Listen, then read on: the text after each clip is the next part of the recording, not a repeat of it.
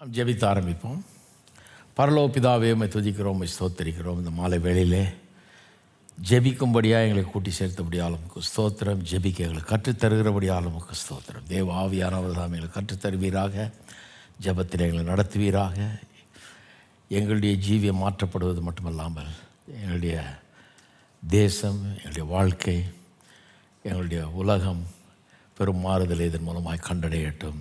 ஒரு ஆசீர்வாதமான நேரமாய் இங்கே வந்திருக்கிறவர்களுக்கு மட்டுமில்லை, தூரத்திலிருந்து கலந்து கொண்டிருக்கிறவர்களுக்கும் இருக்கட்டும். இயேசுவின் நாமத்திலே ஜெபிக்கிறோம், ஆமென். 72வது சங்கீதத்துக்கு திருப்பிக் கொள்ளுவோம். தயவுசெய்து சங்கீதம் 72க்கு திருப்பிக் கொள்ளுங்கள். முதல்ல சங்கீதத்தை வாசிக்கிறேன், பிறகு இதை விளக்குவோம், அதன் அடிப்படையில் ஜெபிப்போம். தேவனே, ராஜாவுக்கு உம்முடைய நியாய தீர்ப்புகளையும் ராஜாவின் குமாரனுக்கு உம்முடைய நீதியையும் கொடுத்தருளும். அவர் உம்முடைய ஜனங்களை நீதியோடும் உம்முடைய ஏழைகளை நியாயத்தோடும் விசாரிப்பார். பர்வதங்கள் ஜனத்துக்கு சமாதானத்தை தரும், மேடுகள் நீதியின் விளைவோடு இருக்கும். ஜனத்தில் சிறுமைப்படுகிறவர்களை அவர் நியாயம் விசாரித்து ஏழையின் பிள்ளைகளை ரட்சித்து இடுக்கண் செய்கிறவனை நொறுக்குவார். சூரியனும் சந்திரனும் உள்ள மட்டும் அவர்கள் உமக்கு தலைமுறை தலைமுறையாக பயந்திருப்பார்கள். புல்லறுப்புண்ட வெளியின் மேல் பெய்யும் மழையைப் போலவும் பூமியை நனைக்கும் தூறலைப் போலவும் இறங்குவார். அவருடைய நாட்களில் நீதிமான் செழிப்பான். சந்திரன் உள்ள வரைக்கும் மிகுந்த சமாதானம் இருக்கும். ஒரு சமுத்திரம் தொடங்கி மறு சமுத்திரம் வரைக்கும், நதி தொடங்கி பூமியின் எல்லைகள் வரைக்கும் அவர் அரசாளுவார். வனாந்திரத்தார் அவருக்கு முன்பாக குனிந்து வணங்குவார்கள். அவருடைய சத்துருக்கள் மண்ணை நக்குவார்கள். தர்ஷீஸின் ராஜாக்களும் தீவுகளின் ராஜாக்களும் காணிக்கைகளை கொண்டு வருவார்கள். சேபாவிலும் உள்ள ராஜாக்கள் வெகுமானங்களை கொண்டு வருவார்கள். சகல ராஜாக்களும் அவரை பணிந்து கொள்வார்கள். சகல ஜாதிகளும் அவரை சேவிப்பார்கள். கூப்பிடுகிற எளியவனையும் உதவியற்ற சிறுமையானவனையும் அவர் விடுவிப்பார். பலவீனனுக்கும் எளியவனுக்கும் அவர் இறங்கி எளியவர்களின் ஆத்துமாக்களை ரட்சிப்பார். அவர்கள் ஆத்துமாக்களை வஞ்சகத்திற்கும் கொடுமைக்கும் தப்புவிப்பார். அவருடைய இரத்தம் அவருடைய பார்வைக்கு அருமையாக இருக்கும். அவர் பிழைத்திருப்பார். ஷேபாவின் பொன் அவருக்கு கொடுக்கப்படும். அவர் நிமித்தம் இடைவிடாமல் ஜெபம் பண்ணப்படும். எந்நாளும் ஸ்தோத்தரிக்கப்படுவார். பூமியிலே மலைகளின் உச்சிகளில் ஒரு பிடி தானியம் விதைக்கப்பட்டிருக்கும். அதன் விளைவு லீபனோனைப் போல அசையும். பூமியின் புல்லைப் போல நகரத்தார் செழித்தோங்குவார்கள். அவருடைய நாமம் என்றென்றைக்கும் இருக்கும். சூரியன் உள்ள மட்டும் அவருடைய நாமம் சந்தான பரம்பரையாய் நிலைக்கும். மனுஷர் அவருக்குள் ஆசீர்வதிக்கப்படுவார்கள். எல்லா ஜாதிகளும் அவரை பாக்கியமுள்ளவர்கள் என்று வாழ்த்துவார்கள். இஸ்ரவேலின் தேவனாயிருக்கிற கர்த்தராகிய தேவனுக்கு ஸ்தோத்திரம் உண்டாவதாக. அவரே அதிசயங்களை செய்கிறவர். அவருடைய மகிமை பொருந்திய நாமத்துக்கு என்றென்றைக்கும் ஸ்தோத்திரம் உண்டாவதாக. பூமி முழுவதும் அவருடைய மகிமையால் நிறைந்திருப்பதாக. ஆமேன், ஆமேன். ஈசாயின் புத்திரனாகிய தாவீதின் விண்ணப்பங்கள் முடிந்தது. இந்த சங்கீதத்தை ஆரம்பிக்கும் போதே ஒரு குறிப்பு அங்கே மேலே இருக்குது, ப்ராக்கெட்டில் இருக்க குறிப்புகள் முக்கியம் என்று சொல்லியிருக்கேன். ஏன்னா யார் எழுதினது, எதுக்காக எழுதினாங்கன்ற சில விவரங்கள் சில நேரங்களில் அங்கே கொடுக்கப்படுகிறது. அதுக்கெல்லாம் கவனிக்கணும். சாலமோனை பற்றிய சங்கீதம் அப்படின்னு தமிழில் வசதியாக அப்படி போட்டாங்க. ஏன்னு சொன்னால், தாவீது எழுதின சங்கீதத்தெல்லாம் பார்த்திங்கன்னா இங்கிலீஷில் அ சாம் ஆஃப் டேவிட்னு வரும் இல்லையா. இந்த 72ஆம் சங்கீதத்தில் முக்கால்வாசி இங்கிலீஷ் பைபிளில் பார்த்திங்கன்னா அ சாம் ஆஃப் சாலமன் வரும். இதில் என்ன பிரச்சனைன்னா, எபிரேய மொழியில் இந்த ஆஃப் டேவிட் ஆஃப் சாலமன்றத டு டேவிட் டு சாலமன்னு மொழிபெயர்க்கலாம். சந்தர்ப்பத்துக்கு ஏற்ற மாதிரி, கான்டெக்ஸ்ட்டுக்கு ஏற்ற மாதிரி அந்த ஆஃபை டூவாக மாற்றுவாங்க, டூ ஆஃபாக மாற்றுவாங்க. ஆஃபுக்கும் டூக்கும் எபிரேய மொழியில் எல்லாம் ஒன்று தான். அதை அந்த சந்தர்ப்பத்துக்கு ஏற்ற மாதிரி போடுவோம். அதனால் சில நேரத்தில் சில குழப்பங்கள் உண்டாகிறது. அப்போ இதை வச்சு தான் நிறைய பேர் இந்த சங்கீதங்களை யார் எழுதினாங்கன்றத சில நேரத்தில் ரொம்ப அப்ஜெக்ட் பண்ணுவாங்க. தாவீதின் சங்கீதம் சொல்கிறீங்க, ஆஃப் டேவிட்னு போட்டிருக்கனால தாவீதுக்கு யாரோ எழுதியிருக்கலாம் இல்லையா. டூ டேவிட்னு இருந்தால் அதுவும் கரெக்ட் தானே. அப்போ தாவீதுக்கு யாரோ எழுதின சங்கீதமாக இருக்கலாம் இல்லையா அப்படின்வாங்க. அப்படி பார்த்தா இது சாலமோனுக்கு தாவீது எழுதின சங்கீதம் மாதிரி ஆகிடும். இப்படியெல்லாம் சொல்லுகிறவர்கள் இருக்கிறார்கள். இதை வச்சு தான் இந்த ஆத்தர்ஷிப்பை பற்றி கொஸ்டின்ஸ் எல்லாம் நிறைய பேர் எழுப்புவார்கள். ஆனால் இந்த சங்கீதத்தில் நம்ம கவனிக்க வேண்டியது ஒரு முக்கியமான காரியம். அது என்னென்னா, தாவீது அவனுடைய ராஜ்யபாரத்துக்கு பிறகு அவனுடைய குமாரனுடைய ராஜ்யபாரம் வருகிறது. அந்த குமாரனுடைய ராஜ்யபாரம் வரும்போது அதை பற்றி எழுதப்பட்ட ஒரு சங்கீதம். அதனால தான் பொதுவாக இந்த தலைப்பை of Solomon, psalm of Solomon போடாமல் சாலமனை பற்றிய சங்கீதம்னு போட்டாங்க. சாலமனுக்கு எழுதப்பட்ட சங்கீதம்னு போடல, சாலமன் உடைய சங்கீதம்னும் போடலை, சாலமனை பற்றிய சங்கீதம்னு தமிழில் வசதியாக போட்டுட்டாங்க. அது ஓகே. ஆனால் அந்த சாம் ஆஃப் டேவிட்ன்றதெல்லாம் தாவீதுடைய சங்கீதமாக தான் நினைக்கிறோம் நம்ம, இல்லையா? அப்படி பார்த்தா சாம் ஆஃப் சாலமன்னு போட்டிருக்கிறது சாலமனுடைய சங்கீதம், அவன் எழுதின சங்கீதமாகவே தான் இதை நினைக்கணும். இன்னும் பலர் சொல்கிறாங்க இதை. சரி, எது எப்படி இருக்குமோ இதனுடைய இந்த சங்கீதத்துடைய முக்கியத்துவம் என்னன்னா, இப்போ நான் வாசித்த போது இதை கவனிக்கும் போது உங்களுக்கு என்ன தெரியுது? இது ஒரு சாதாரண உலக பிரகாரமான ஒரு ராஜா, சாலமோன் பெரிய ஒரு ராஜா, நல்லா பிரமாதமாக செய்தான் சில காரியங்கள் எல்லாம் ஆரம்ப காலத்துலேயாவது. அப்படிப்பட்ட ஒரு ராஜாவுடைய ஆட்சியை விவரிக்கிற மாதிரி தெரியல. அதை காட்டிலும் இன்னொரு ரொம்ப பர்ஃபெக்ட் ராஜாவுடைய ஆட்சி மாதிரி தெரியுது. வாசிக்கிறத பார்த்தா தாவீதின் குமாரனாகிய சாலமோனை பற்றி அல்ல, இது தாவீதின் இன்னொரு குமாரன் இருக்கிறார் பாருங்க, சாலமோனை காட்டிலும் பெரியவர்னு சொல்லியிருக்கிற வேதம், அந்த குமாரனை பற்றி இருக்கும் இது அப்படிங்கிற மாதிரி நிறைய பேர் இதை சொல்கிறாங்க. இது ஒரு மெஸ்ஸியானிக் சாம்னு சொல்கிறாங்க. இது ஒரு மேசியாவை பற்றிய ஒரு சங்கீதம் என்று இதனால் சொல்கிறாங்க. ஆனால் புதிய ஏற்பாட்டில் இந்த சங்கீதம் ஒருபோதும் மேசியாவை குறித்த சங்கீதமாக மேற்கோள் காட்டப்படவில்லை. Nobody says that this is a messianic prophecy in the New Testament. புதிய ஏற்பாட்டில் அது அப்படி மேற்கோள் காட்டப்படவில்லை. அதனால் சிலர் இல்லைன்றாங்க. ஆனால் இது கண்டிப்பாக மேசியாவை குறித்த சங்கீதம் என்கிறதுக்கு பல ஆதாரங்கள் இருக்கிறது என்கிறது தான் பல பெரிய தேவதாசர்களுடைய ஒரு அபிப்பிராயமாக இருக்குது. அதுக்கு என்ன காரணம் இருக்குது? டெரிக் கிட்னர் அப்படிங்கிற ஒரு பேரை உங்களுக்கு சொல்லியிருக்கேன் நான். அவர் சங்கீதத்தை பற்றி அழகாக காமெண்ட்ரிலாம் எழுதியிருக்காரு. அவர் சொல்கிறாரு, the new testament nowhere quotes it as messianic. இது ஒரு மேசியாவின் சங்கீதம் என்று புதிய ஏற்பாடு எங்கேயும் சொல்லவில்லை, அப்படி மேற்கோள் காட்டவில்லை. But this picture of the king and his realm is so close to the prophecies of Isaiah 11:1-5 and Isaiah 60, 61 and 62 chapters. அதாவது எங்கேயும் புதிய ஏற்பாட்டில் இந்த மேசியாவின் சங்கீதம் சொல்லப்படாவிட்டாலும் இங்கே சொல்லப்பட்டிருக்கிற காரியங்கள் மேசியாவை குறித்த வார்த்தைகள் ஏசாயா 11:1-5 வரைக்கும் வசனங்களில் வருது இல்லையா? மேசியாவை குறித்த தீர்க்க தரிசனம் அதோடு ஒப்பிட்டு பார்த்தா ரொம்ப அது மாதிரியே இருக்குது. அது மட்டும் இல்லை, ஏசாயா 60ஆம் அதிகாரம், 61ஆம் அதிகாரம், 62ஆம் அதிகாரத்தோடு ஒப்பிட்டு பார்த்தால் கான்டென்ட் ஒரே மாதிரி ரொம்ப க்ளோஸாக இருக்குது.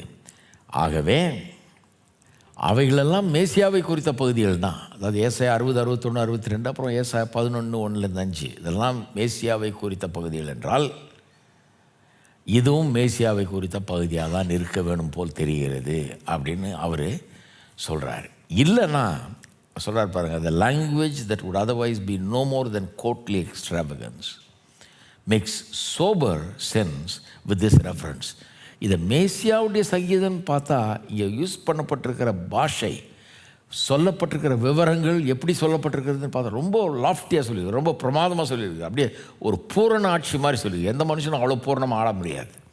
எல்லா மனுஷன்கிட்டையும் குறை இருக்கும். சில நல்லது செய்வாங்க, சிலது கெட்டதும் நடக்கும். எல்லாமே நல்லதாக ஒன்றும் நடந்துடாது. இந்த பூமியில் உள்ள ராஜாக்களாக இருக்கட்டும், ஆளுகிறவர்கள் யாராக இருக்கட்டும், எல்லார்ட்டையும் நிறையும் இருக்குது, குறையும் இருக்குது. ஆனால் இங்கே எந்த குறையும் இல்லை, எல்லாமே நிறைவாகவே இருக்குது. ரொம்ப ரொம்ப ஓவராக அது பர்ஃபெக்டாக இருக்கிற மாதிரி தெரியுது. இந்த லாங்குவேஜ், இந்த இப்படி சொல்லப்பட்டிருக்கிற இந்த வார்த்தைகள் எப்போ நமக்கு அர்த்தமுள்ளதாக இருக்கும்னா, இதை மேசியாவை குறித்ததுன்னு வாசித்தீங்கன்னா தான் இது பொருந்தும். இல்லைன்னா இந்த பாஷையே பொருந்தாது. ஏன்னா எந்த மனுஷனும் இப்படி ஒன்றும் ஆட்சி செஞ்சிட முடியாது அப்படிங்கிறார். அதை விட இன்னொரு காரியம் என்னென்னா, சார்ல்ஸ் ஹாட்ஜின்னு ஒருத்தர் இருக்கார். அதாவது பைபிள் டாக்டரின்லாம் படிக்கும்போது இவர் ரொம்ப முக்கியமானவர்.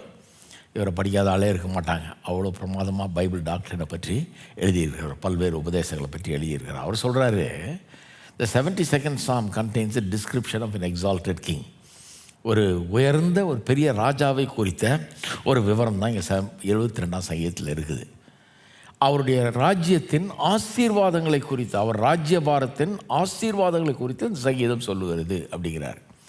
These blessings are of such a nature that it goes to show that the subject of the psalm must be a divine person. இந்த ஆசீர்வாதங்களை வாசித்து பார்த்தா அந்த ஆசீர்வாதத்தின் தன்மைகள் எப்படிப்பட்டதாக இருக்கிறது. இவரே ஒரு கடவுள் போல ஒரு ஆளாக இருக்கணும், இல்லைன்னா இப்படிப்பட்ட ஆசீர்வாதங்கள் கொண்டு வர முடியாது அப்படிங்கிறார். ஆகவே இங்கே சொல்லப்பட்டிருக்கிறது ஒரு சாதாரண ஒரு ஆளை பற்றி, அவருடைய ராஜ்யபாரத்தை பற்றி அல்ல, அவருடைய ஆளுகையை பற்றி அல்ல. கடவுளே வந்து ஆண்டா எப்படி இருக்கும், ஒரு டிவைன் பர்சன் ஆண்டா எப்படி இருக்கும், எல்லாம் பர்ஃபெக்டாக இருக்கும் இல்லையா, அப்படிப்பட்ட ஒரு ஆட்சியை சொல்லியிருக்குதுன்னு அவர் சொல்கிறார். சார்ல்ஸ் ஆட்சின்னு ரொம்ப பிரபலமானவர். அவர் சொல்கிறார் 5 காரியங்கள் சொல்கிறார் இதில் இருக்குதுன்னு. ஒன்று, இந்த ராஜ்யம் என்றென்றைக்கும் உள்ள ராஜ்யம் என்பதை சொல்லுது. எந்த ஊர் ராஜாவது என்றென்றைக்கு இருக்கிறானா கிடையாது. அப்படி விளக்கி சொல்கிறேன் நான். இந்த பாஷை தான் விளங்கலைன்றார். நீங்கள் சாதாரண ஒரு ராஜா சாலமோனாக இருக்கட்டும், தாவீதாக இருக்கட்டும், எவரை பற்றி பேசினாலும் அது என்றென்றைக்கும் உள்ளதுன்னா, இந்த ஆளுகிறவங்களே சில நாளைக்கு சொல்லுவாங்க. எப்படி சொல்லுவாங்கன்னா, ரூலர் ஃபார் லைஃப்னுவான். அதுவே நான்சென்ஸ் தான். ரூலர் ஃபார் லைஃப்னு வாழ்நாள் முழுக்க ஆழ்வாராங்கிறதே சந்தேகம்தான். ஆனால் லைஃபே பெரிய சந்தேகம். இன்றைக்கி மூச்சு விட்டுட்டு இருக்கிற ஆளுக்கு பொட்டுன்னு போயிட்டு அவ்வளோதான், முடிஞ்சு போச்சு. எல்லாரும் சாகிறவர்கள் தானே. அப்போ எவரையும் வந்து என்றென்றைக்கு ஆளுகிறவர்கள் சொல்ல முடியாது. அப்படி பாஷை யூஸ் பண்ணப்படுதுங்க, என்றென்றைக்கு அவருடைய ஆட்சி. அதனால தான் சந்தேகப்படுறாங்க, இது சாலமன் இல்லை, இது வேறு யாரையோ சாலமனை காட்டிலும் பெரியவரை குறித்தது அது. ரைட். ஒன்று, அவருடைய கிங்டம் எவர் லாஸ்டிங், அது என்னென்றைக்கு உள்ள ராஜ்யம். ரெண்டாவது, அது யூனிவர்சல், அது வெறும் இஸ்ரவேலின் ராஜான்ற மாதிரி சொல்லலை. எல்லா தேசங்களையும் ஆளுவார், எல்லா ராஜாக்களும் அவர் கீழே வருவாங்க, எல்லாத்தையும் ஆளுவார்ன்ற மாதிரி சொல்லி எல்லா ஜனங்களும் இவர் கீழே இருப்பாங்க, முழு உலகத்தையும் ஆளுவாங்கன்ற மாதிரி இருக்குது. எந்த ராஜா முழு உலகத்தை ஆளுறான்னு சொல்லுங்கள், கிடையாது இல்லையா. அதனால தான் சார்ல்ஸ் ஆட்சி பாருங்கள், பைபிளில் டாக்டரின் போதிக்கிறவர், சரியாக பிடிக்கிறார் அவர். இது கண்டிப்பாக ஒரு சாதாரண ஆளை பற்றி சொல்லியிருக்க முடியாது. தாவீதாக இருக்கட்டும், சாலமோனாக இருக்கட்டும், அதை விட பெரிய ராஜா சொல்ல முடியாது. இயேசுவாக தான் இருக்கணும்ன்றார். என்னென்றைக்கும் ஆளுகிறவர், எல்லாரையும் ஆளுகிறவர், எல்லா தேசங்களையும் ஆளுகிறவர். மூணாவது, பர்ஃபெக்ட் பீஸ். இவர் மூலமாக என்ன உண்டாகிறது, பூரண சமாதானம் உண்டாகிறது. பூரண சமாதானம் உண்டாகிறது. மனுஷர் மத்தியிலே நல்லுறவு உண்டாகிறது. குட் வில் அமங் மென். மனுஷர் மேல் பிரியம், பூரண சமாதானம். பூரண சமாதானம் நம்ம பார்த்தோம் இல்லையா. எல்லாம் நல்லா போகிறதுனால சமாதானம் இல்லை, நல்லா போகலனாலும் சமாதானம். அதுதான் இந்த உலகத்தில். ஆனால் அவர் வரும்போது பூரண சமாதானம், எல்லாம் நல்லா போகும், பர்ஃபெக்ட் ஆகிடும் எல்லாம். இப்போ எதுவும் பர்ஃபெக்டாக இல்லை, ஆனால் அவர் வந்து ஆளும்போது எல்லாம் பர்ஃபெக்டாக இருக்கணும். இது வந்து உண்மையான பூரண சமாதானம். அப்படியே வந்துடும் எல்லாம். யார் இந்த காலத்தில் பூரண சமாதானம் கொண்டு, என்ன எவ்வளோ நல்லா பண்ணாலும் எங்கேயாவது ஒருத்த அடிச்சுக்கிட்டு இருப்பான், எங்கேயாவது ஒரு கலவரம் உண்டாகிட்டு இருக்குது, எங்கேயாவது ரெண்டு ஜாதி 2 இனம் சண்டை போட்டுக்குவாங்க, என்னமாவது குழப்படி இருக்கும் இல்லையா. பூரண சமாதானம் கிடைக்கவே கிடைக்காது.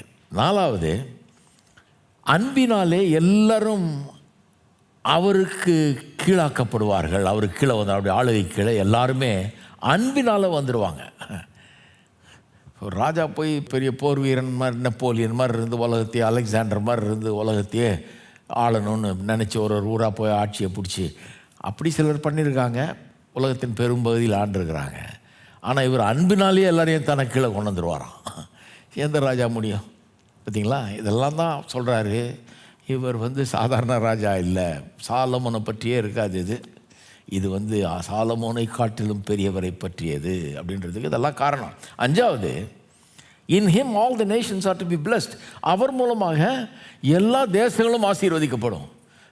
சாலமோன் தாவீதெல்லாம் இஸ்ரவேல் ராஜாக்கள், அவங்க தேசம் ஆசீர்வதிக்கப்படும் சொல்லலாம். இது எல்லா தேசங்களும் ஆசீர்வதிக்கப்படும் இவர் மூலமாக. அப்படி எந்த ராஜா இப்போ விளங்குதா உங்களுக்கு. ஏன் இவர் வந்து சாதாரண ஒரு சாலமோனை பற்றி சொல்லலை. இந்த சங்கீதம் வந்து அதை பற்றி இருக்கவே முடியாது. இந்த பயன்படுத்தப்பட்டிருக்கிற வார்த்தைகள் இது சாலமோனை பற்றியது அல்ல என்கிறதை சுலபமாக எடுத்து காட்டுகிறதுன்றார். கண்டிப்பாக கடவுளே வந்து ஆள்றது டிவைன் பர்சனை குறிக்குது. இது கடவுளே வந்து ஆளுகிற அந்த ஆளுகையை குறிக்கிறது, இயேசுவை குறிக்கிறது அப்படிங்கிறார். அது மறுக்க முடியாத ஒரு ஆர்கியூமெண்ட். அவர் சொல்கிறது, இந்த 5 பாயிண்ட் சொன்னேன், மறுக்கவே முடியாது, யாரும் மறுக்கவும் முடியாது. அப்படி தானே சொல்லியிருக்கு, மறுக்கவே முடியாது. சரி, இப்போ அதை மனசில் வச்சுங்க. இது வந்து இயேசுவை பற்றிய ஒரு சங்கீதம். இயேசு வரும்போது, அவர் ஆளும்போது எப்படி அவர் ஆட்சி இருக்கும் என்பதை குறித்த ஒரு சங்கீதம். அதை குறித்து 5 காரியங்களை இங்கே பார்க்குறோம். இதை பிரிச்சிருவோம். இதை போர்ஷனை பிரித்தா தான் கொஞ்சம் ஈஸியாக விளங்கும். முதல் 4 வசனங்கள் இந்த ராஜ்யம் எப்படிப்பட்ட பண்புடையதாக இருக்கிறது, the character of this kingdom. இயேசுனுடைய ராஜ்யம், அவர் வந்து இந்த பூமியை ஆளும்போது அந்த அவருடைய ராஜ்யபாரம் எப்படிப்பட்டதாக இருக்கும், எத்தகைய ஒரு பண்புடையதாக இருக்கும், அதனுடைய கேரக்டரிஸ்டிக் என்ன, எப்படி இருக்கும் அது. அது 1லேருந்து 4 வசனங்களில் சொல்லுது. 2வது 5லேருந்து 7வது வசனம் வரை அது எவ்வளோ நாட்கள் இருக்கும், எவ்வளோ காலம் அது நீடிக்கும் அப்படின்னு சொல்லியிருக்குது. 3வது எவ்வளவு தூரம் இவருடைய ஆட்சி எவ்வளவு தூரம் இருக்கும், அதாவது எந்த எல்லைகள், இந்த ஆட்சியினுடைய எல்லைகள் எவ்வளோ பெருசாக இருக்கும், எங்கேருந்து எங்கே வரைக்கும் ஆளுவார், எந்த ஊரை ஆளுவார், எந்தெந்த ஊரை ஆளுவார் அல்லது எந்தெந்த தேசத்தை ஆளுவார் அப்படின்றது.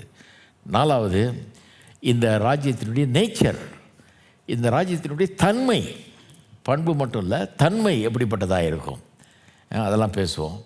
அதன் பிறகு இந்த ராஜ்யத்தினுடைய ஆசீர்வாதம் 5வது. தன்மை வந்து 12லேருந்து 14, எவ்வளோ தூரம் ஆழ்வார்ன்றது 8லேருந்து 11, நேச்சர் வந்து 12லேருந்து 14, அந்த ராஜ்யத்தினுடைய ஆசீர்வாதங்கள் வந்து 15லேருந்து 17 வசனம் வரை.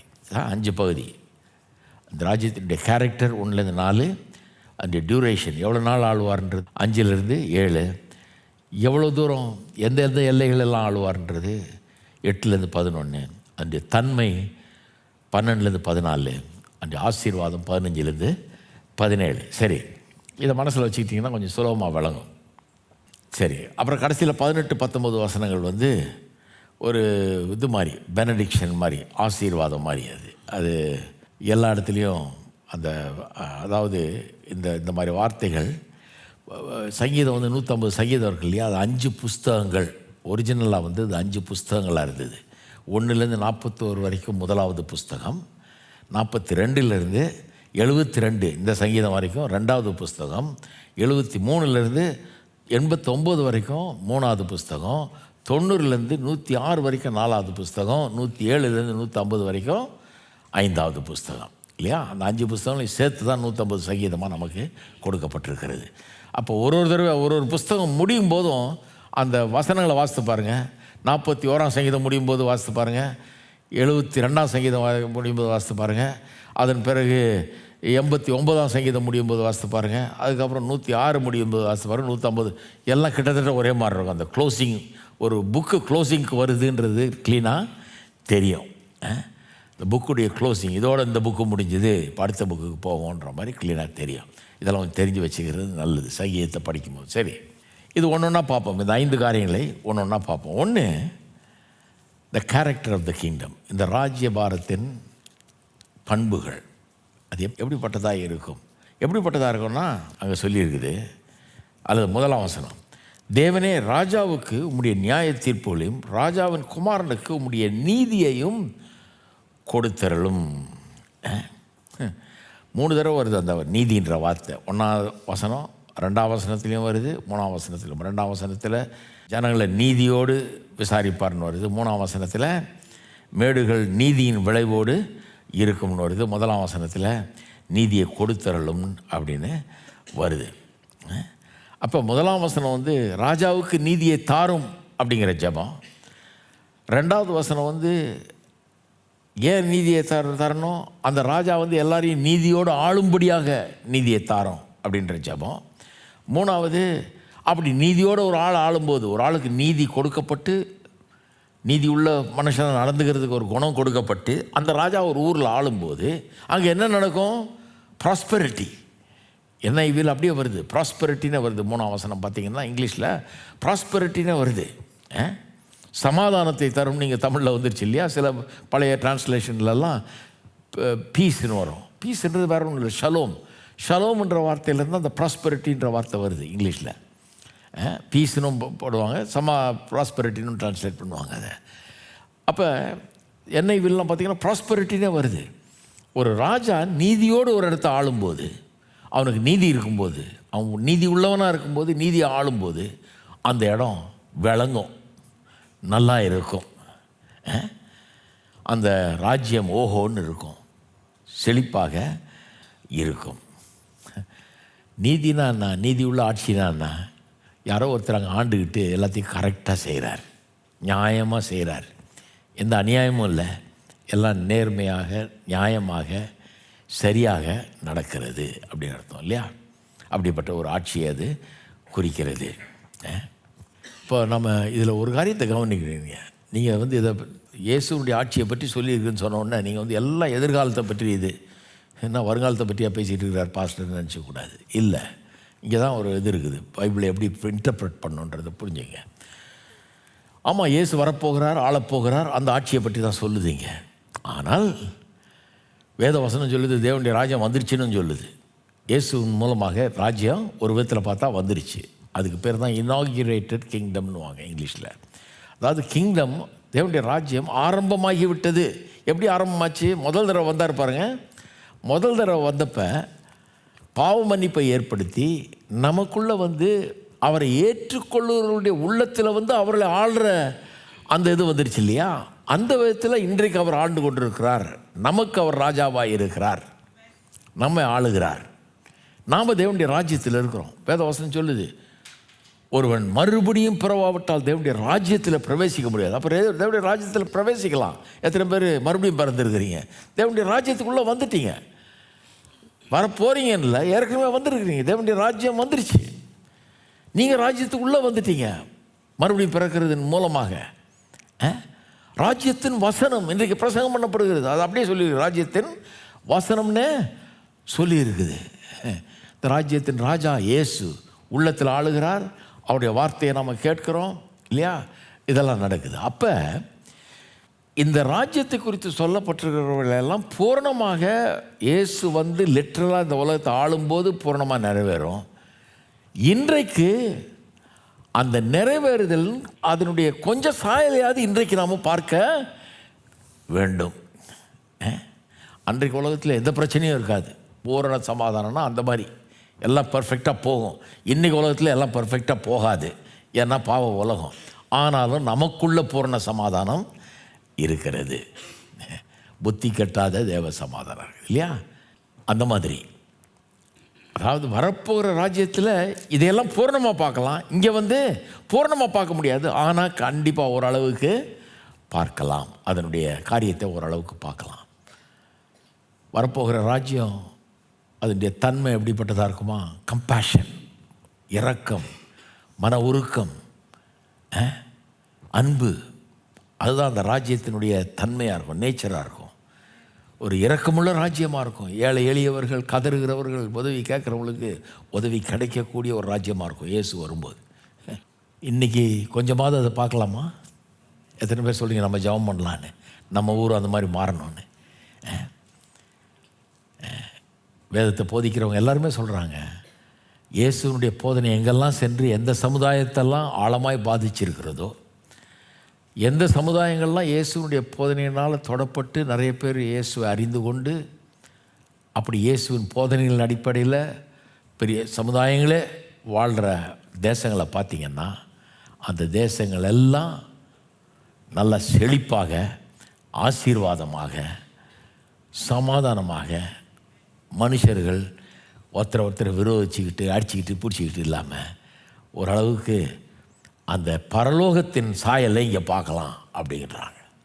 இருக்குது அந்த மாதிரி தேசம். நானே பார்த்துருக்குறேன். சில தேசங்களுக்கு போயிருக்கிறேன், ஏழையே கிடையாது. ஏழையாகவே இருக்க முடியாது. நீங்கள் ஏழையாகவே ஒழிச்சிட்டான். ஏழையாகவே இருக்க முடியாது. நீங்கள் ஒன்றுமே இல்லைனாலும் காசை கொடுத்து அப்பார்ட்மெண்ட் கொடுத்து டிவிக்கெல்லாம் கேபிள் கனெக்ஷன்லாம் ஃப்ரீயாக கொடுத்து பார்த்துட்டு அது கடன் விட்டுறாங்க. பசி பட்னி பேச்சுக்கு இடமே கிடையாது. அப்படிலாம் ஆயிடுச்சு. எவ்வளோ காலமாக அப்படி இருக்குது. இப்போவே அவன் என்ன சொல்கிறான், எல்லாம் நல்லா இருக்கிறோம், இவன் பாவம் வேலை இல்லாமல் இருக்கிறான், இவன் கொஞ்சம் புத்தி சரியில்லை, இவனுக்கு உடம்பு சரியில்லை, அல்லது இவனால் ஒன்றும் முடியாது. அப்போ நம்ம தான் ஏதாவது கொடுக்கணும், கவர்மெண்ட்டு தான் ஏதாவது கொடுக்கணும்.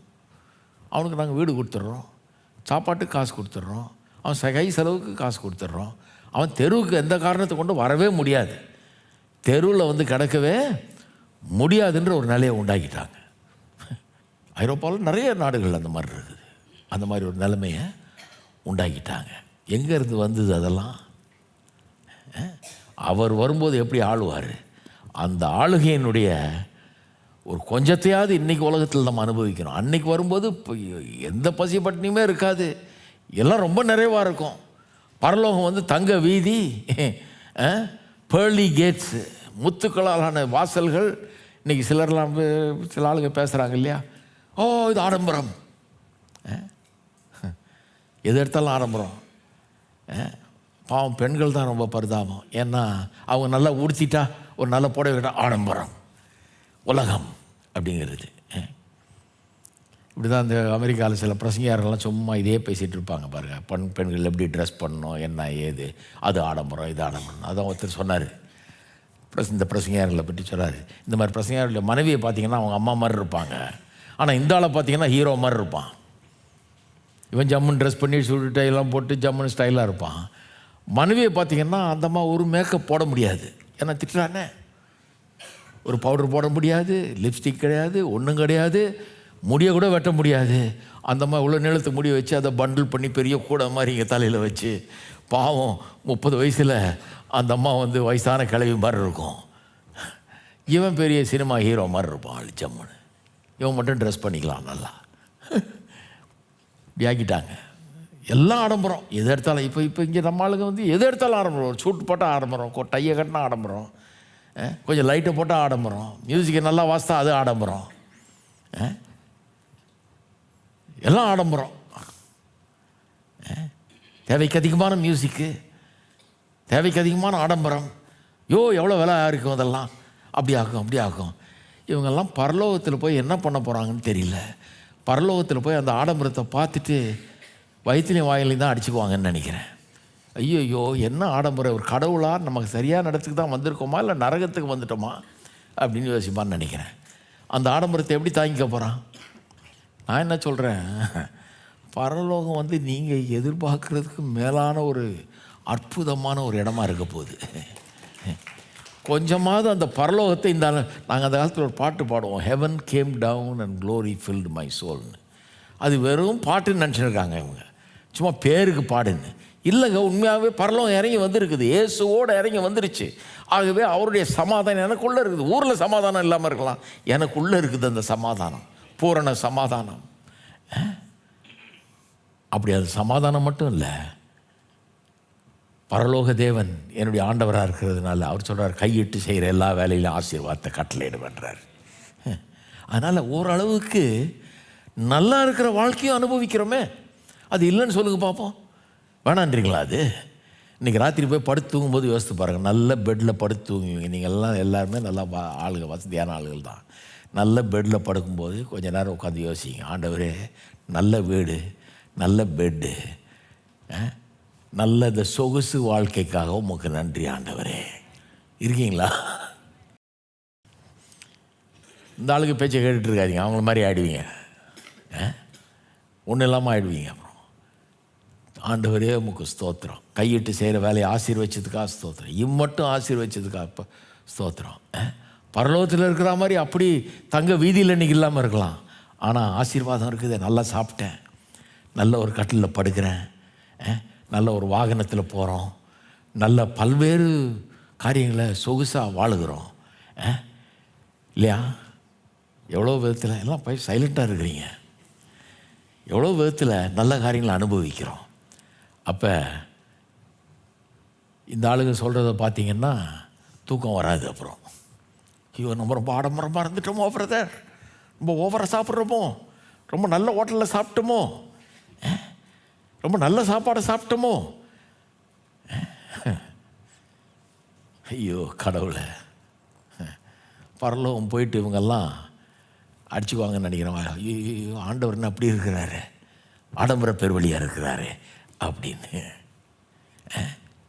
இதெல்லாம் ஆண்டவருக்கு ஒரு பிரச்சனையே கிடையாதுங்க. நீங்கள் நல்லா உடுத்தி நல்லா படுத்து தூங்கி, நான் எத்தனையோ இடத்துக்கு பிரயாணம் பண்ணுறேன், போகிறேன். எங்கள் வீட்டில் வந்து எங்கள் பெட்டில் படுத்தா தான் எனக்கு நல்லா தூக்கம் வருது. எப்படா வரலாம், எப்படா அங்கே படுக்கலாம், அங்கே சாப்பிட்லாம், என் பாத்ரூமில் குளிக்கலாம், இதான் பார்த்துட்டு இருப்பேன் நான். ஏன்னா எங்கே போய் எவ்வளோ நல்ல இடத்துல தங்கினாலும் எனக்கு திருப்தி இல்லை. அப்போ பரலோகத்தினுடைய ஒரு சிறிய ஒரு பகுதியை இந்த உலகத்திலேயே நம்ம அனுபவிக்கிறோம். நம்முடைய குடும்பங்கள் ஒரு குட்டி பரலோகம் மாதிரி இருக்குது இல்லையா? எவ்வளோ சந்தோஷம், மனைவி பிள்ளைங்க அப்படின்னு எல்லாம் ஒன்றா உட்காந்து சாப்பிட்டு சிரித்து பேசி எவ்வளோ பெரிய மகிழ்ச்சி. யோசித்து பார்த்துருக்கீங்களா நீங்கள்? பரலோகங்க, உங்கள் வீடு வந்து ஒரு குட்டி பரலோகம். இப்போல்லாம் பர்ஃபெக்டாக கிடையாது, சில பிள்ளை கொஞ்சம் கோளாறு பண்ணும். ஏன்னா அந்த பாவ புத்தி கொஞ்சம் இருக்குது இல்லையா, அப்பப்போ ஏதாவது உட்கார் பண்ணும். அப்படி தான் அது. ஆனால் எவ்வளோ சந்தோஷத்தை அனுபவிக்கிறோம். இந்த பாவ உலகத்திலேயே எவ்வளோ நல்ல சந்தோஷத்தை நம்ம அனுபவிக்கிறோம், எவ்வளோ ஆசீர்வாதங்களை நம்ம அனுபவிக்கிறோம். அப்போ நான் சொல்கிறேன், இதை பார்க்கும்போது எல்லாமே எதிர்காலத்தில் நினச்சிக்காதீங்க. இயேசு வந்து ஆளும்போது தான் எல்லா ஆசீர்வாதமும் நமக்கு கிடைக்க நினைக்காதீங்க. இந்த உலகத்திலேயே அந்த இயேசுவனுடைய ஆட்சியினுடைய ஒரு சிறிய சாயலையாவது இந்த உலகத்தில் நான் அனுபவிக்க வேண்டும்.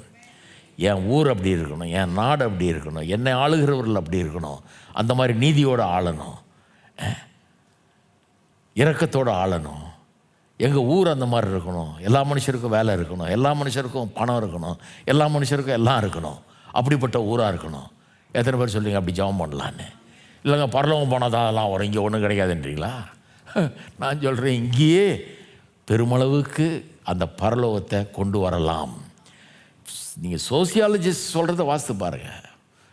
கிறிஸ்துவை நம்பி ஏற்றுக்கொண்டு விசுவாசித்து இந்த வேதத்தின் அடிப்படையில் தங்களுடைய கலாச்சாரத்தை ஆக்கி கொண்ட தேசங்கள், ஒரு சோசியாலஜிஸ்ட் சொல்கிறார் 25 தேசங்கள் ஐரோப்பாவில் வளமான நாடுகள். அங்கே தான் சொல்கிறேன், பிச்சைக்காரனே கிடையாது, யாரும் தெருக்கு வரவே முடியாது. ஏன்னா பைபிள் அடிப்படையில் ஆட்சி. இப்போ இருக்கிற ஆளுங்க அது தெரியாது, அவங்களுக்கு கடவுள் நம்பிக்கை கூட கிடையாது. ஆனால் அவங்கள ஸ்தாபித்தவங்க இதன் அடிப்படையில் ஸ்தாபிச்சிட்டாங்க. இப்படி தான் இருக்கணும்னு. சுவிட்சர்லாண்டில் பிரமாதமாக இருக்குது ஊரே. நம்ம சாப்பிட்ற கறியெல்லாம் அவங்க சாப்பிட மாட்டாங்க, அவங்களுக்கு ரொம்ப ஸ்பெஷலாக இருக்கணும். குவாலிட்டி செக்குன்னா அந்த மாதிரி வச்சுருக்காங்க, அவ்வளோ பிரமாதமான குவாலிட்டி அப்படி வச்சுருக்கான். என்னன்னு பார்த்தீங்கன்னா, இப்போ ட்ரேஸ் பண்ணிங்கன்னா ப்ராட்டஸ்டன்ட் டீச்சிங், அதான் அந்த சோசியாலஜிஸ்ட் சொல்கிறாரு. ப்ராட்டஸ்டன்ட் டீச்சிங்னால வளமான நாடுகளாக இவைகள் மாறினது. இந்த வளமான வாழ்க்கைக்கு பின்னால் தேர் இஸ் அ ஸ்பிரிச்சுவல் பவர்ன்றார். அது என்னன்னா அந்த ப்ராட்டஸ்டன்ட் டீச்சிங் இப்படி ஆக்கியிருக்குது ஆளுங்களை. ரிஃபர்மேஷனில் இந்த மார்ட்டின் லூத்தர் கொண்டு வந்த ரிஃபர்மேஷன் மூலமாக கால்வின் போன்ற ஆளுகள் வந்து போதிச்சு. சுவிட்சர்லாண்டில் கால்வின் வந்து ஜெனீவா பட்டணத்தில் பாஸ்டராக இருந்து அங்கே போதிக்கிறார். பள்ளிக்கூடத்தை எப்படி நடத்தணும், சிவிக் சொசைட்டி எப்படி இருக்கணும், சமுதாயத்துக்கு என்னெல்லாம் வசதி பண்ண சொல்லணும், இவரை தான் கன்சல்ட் பண்ணாங்க. பைபிள் டீச்சரை கன்சல்ட் பண்ணி அவர் பைபிளை பார்த்து அவங்களுக்கு சொல்லி கொடுத்தாரு, இப்படியெல்லாம் பண்ணியான்னு. இவ்வளோ நியாயமாக இருக்கணும், நல்லதாக இருக்கணும், எல்லா ஜனங்களுக்கும் நியாயம் கிடைக்கணும், எல்லா ஜனங்களுக்கும் சாப்பாடு கிடைக்கணும், எல்லாருக்கும் தங்க இடம் கிடைக்கணும், எல்லா வசதியும் கிடைக்கணும். அப்படி சொல்லி அதன் அடிப்படையில் உண்டானது தான் அவ்வளோ அழகான ஒரு நாடாக இன்றைக்கு உருவாகி இருக்குது.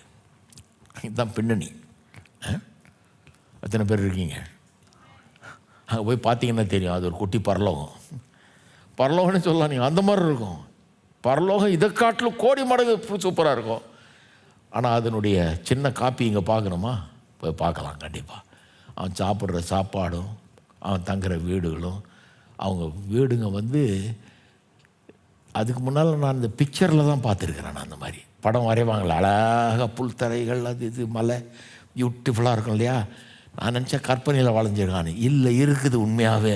அப்படிப்பட்ட வீடுகளில் குடியிருக்கிறாங்க ஜனங்க, சூப்பரான வீட்டில், மலை அடிவாரத்தில், புல்வெளிகள் அவ்வளோ ஜோராக இருக்குது, பிரமாதமாக இருக்குது. அதில் உட்காந்துட்ருக்கிறான். ஆச்சரியமாக இருக்குது. கர்த்தரை நம்பி ஏற்றுக்கொண்டு அவரை பின்பற்றுகிற ஜனங்கள் மத்தியில் அந்த பரலோக வாழ்வின் சாயலை இன்றைக்கு பார்க்கலாம். நான் என்ன சொல்கிறேன், நம்ம ஜெபம் பண்ணணும், நம்ம நாடு அப்படி ஆகணும், நம்ம சமுதாயம் அப்படி ஆகணும். அப்படி எல்லாருமே அப்படி ஆகணுன்னா கூட அட்லீஸ்ட் கடவுளுடைய பிள்ளைகளாவது. இவங்க தானே ஆடம்பரம்னு பேசிகிட்டு இருக்கிறாங்க, எங்கே ஆக போகிறாங்க இவங்க புத்தியை மாற்றுற வரைக்கும் ஆகவே மாட்டாங்க இவங்களாவது அப்படி ஆகணும். ஏன்னா இவங்க நம்பணும், இந்த பரலோக வாழ்க்கையில் கொஞ்சத்தையாவது இங்கே நம்ம அனுபவிக்கணும்னு கர்த்தர் விரும்புகிறார். எல்லாம் அவர் வர்ற வரைக்கும் காத்திருக்க வேண்டியதில்லை.